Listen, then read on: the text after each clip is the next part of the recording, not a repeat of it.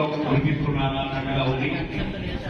ఇక్కడ ఈ భజన బృందంలో ఏ ఒక్కరు తక్కువ కాదు ఎక్కువ కాదు.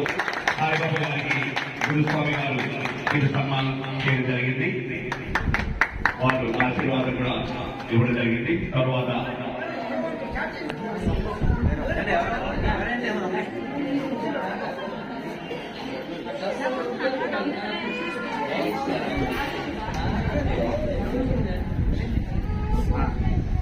ఆలయ ఆశ్రమ ధర్మకర్త శ్రీమతి ఉగ్రమ్మ గారు కరుణాలతో వారిని ఆశీర్వదించుకోవాల్సిందిగా కోరుతున్నాం. ఆలయ పూజారి గారు శ్రీధారాచార్య గారు సన్మానం చేస్తున్నారు.